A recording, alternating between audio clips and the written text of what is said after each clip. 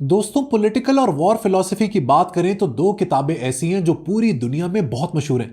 ان میں سے ایک ہے legendary the art of war, جسے آج سے 2500 سال پہلے ماسٹر سن ٹزو نے لکھا۔ ہزاروں سال گزرنے کے بعد آج بھی یہ کتاب وار سٹریٹجی میں ایک گولڈ سٹینڈرڈ ہے۔ دوسری کتاب ہے دا پرنس بائی نکولو میکیاویلی، ایک شروڈ، کلیور اور تھوڑی سی ایول کتاب جو یہ بتاتی ہے کہ ایک پرنس کو اپنی اسٹیٹ کو کیسے گورن کرنا چاہیے۔ لیکن دوستوں، ہولڈ آن، ایک تیسری کتاب بھی ہے جو شاید دا آرٹ آف وار اور پرنس جتنی فیمس تو نہ ہو، لیکن اس کے اندر موجود پولیٹیکل فلسفی باکمال ہے۔ کیا آپ گیس کر سکتے ہیں میں کس کتاب کی بات کر رہا ہوں؟ میں بات کر رہا ہوں ارتھ شاستر کی، جسے ایک ریمارکیبل انڈین فلسفر چناکیا نے لکھا۔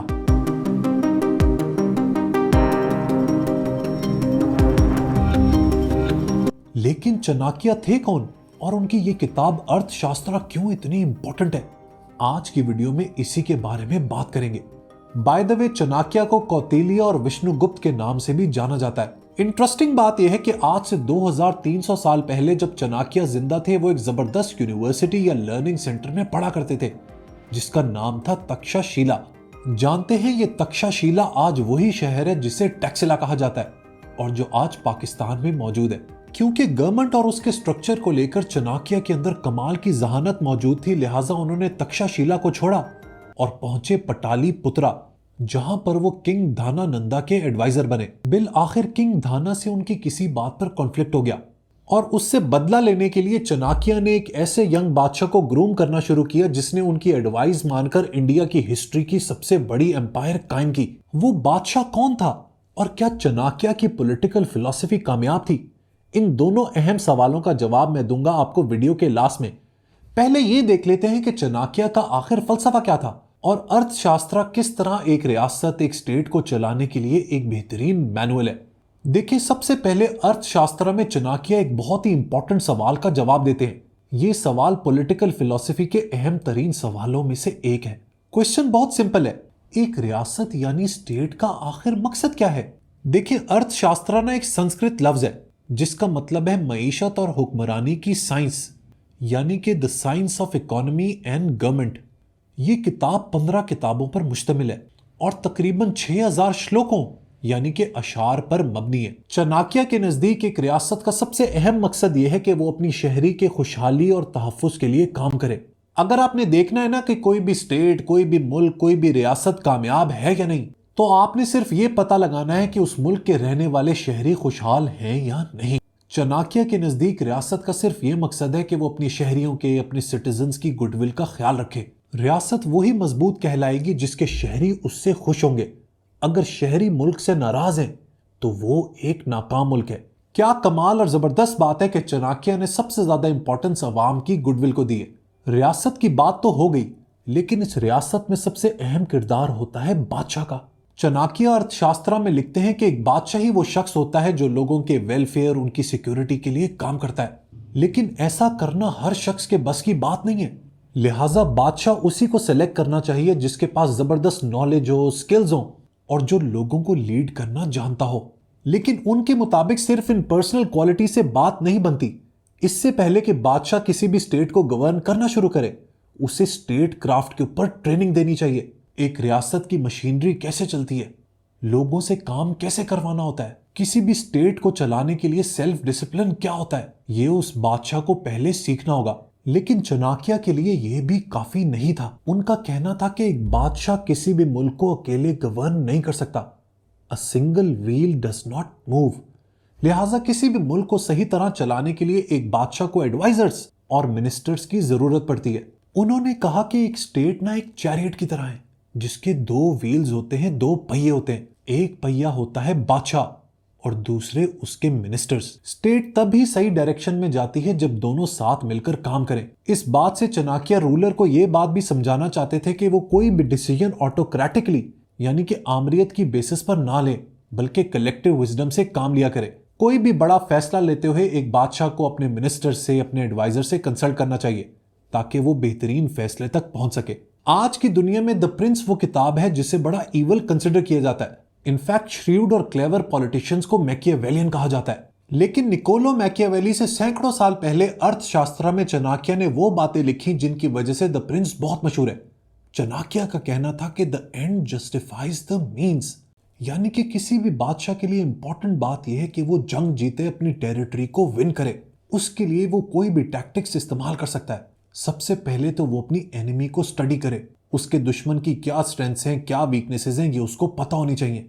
और एक वॉर जीतने के लिए एक बादशाह को हर किस्म के टैक्टिक्स अपनाने चाहिए, तो चाहे वो कोई भी ट्रिकरी हो, ब्राइबरी हो, या फिर दुश्मन के दुश्मन से दोस्ती करना हो। A king has to be ruthless. लेकिन चाणक्य ने यह भी लिखा कि एक दफा जब आप जंग जीत जाए ना, तो आपने अपने दुश्मन के साथ अच्छा सलूक भी करना है। अर्थशास्त्र की जो सबसे इंटरेस्टिंग और यूनिक बात है ना, वो है मिलिट्री इंटेलिजेंस और एस्पिनाज के ऊपर।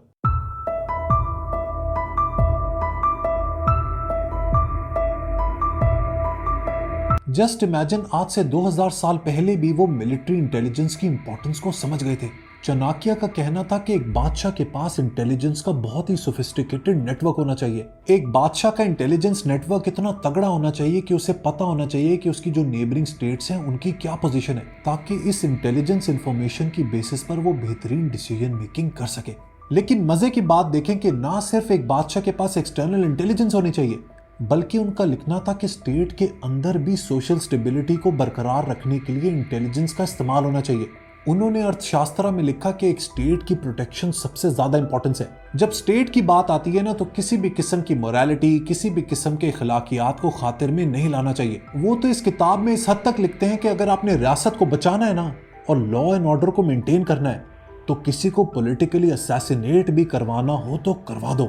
अब आपको पता लगा कि अर्थशास्त्र क्यों द प्रिंस की भी बाप है, क्योंकि Chanakya was obsessed with statecraft. लिहाजा for him the importance of state was above anything else.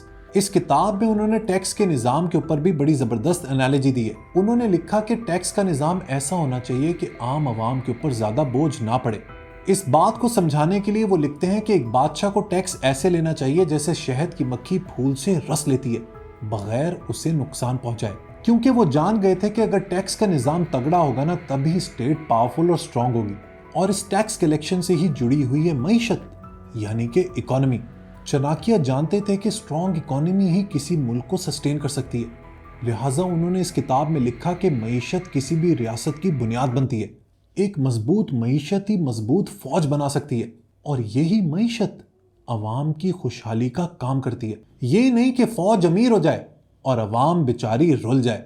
देखें दोस्तों, मैंने हमेशा आप लोगों को ये बात सिखाई है कि आपने किसी भी फिलॉसफी, किसी भी इज्म, किसी भी मजहब की पोटेंसी देखनी है ना, या उसका टेस्ट करना है, तो आपने ये देखना होता है कि जिस सोसाइटी में वो फलसफा, वो मजहब नाजिल हुआ या फॉलो हुआ, उसने किस तरह का मुआशरा क्रिएट किया।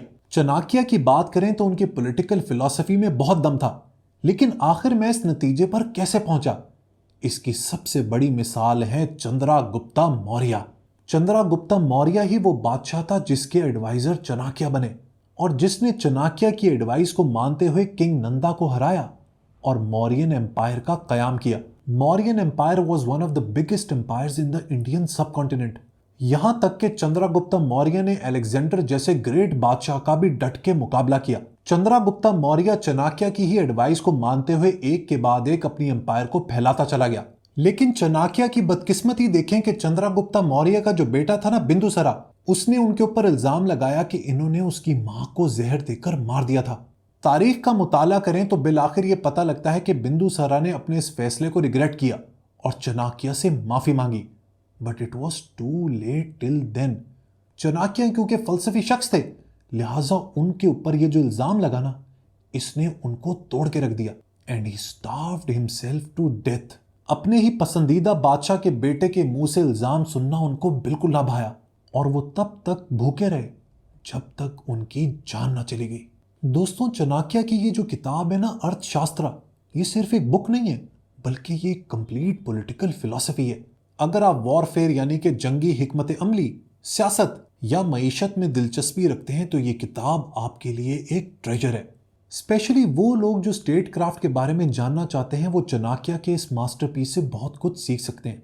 मैं कोशिश करूंगा कि फ्यूचर में इंडियन सब कॉन्टिनेंट के जो कमाल के फिलोसोफर्स थे उनके भी काम को कवर कर सकूं, क्योंकि इस खित्ते में भी कमाल के फलसफी पैदा हुए हैं जिनके काम को पढ़ना बहुत जरूरी है। मैं बचपन से द आर्ट ऑफ वॉर और प्रिंस पढ़ता हुआ आ रहा हूं, दोनों बेहतरीन किताबें हैं, लेकिन इस ट्रायंगल को कंप्लीट कर दिया है अर्थशास्त्र ने। आई होप मेरी इस एक्सप्लेनेशन के बाद आप भी इस किताब को लाजमी पढ़ेंगे।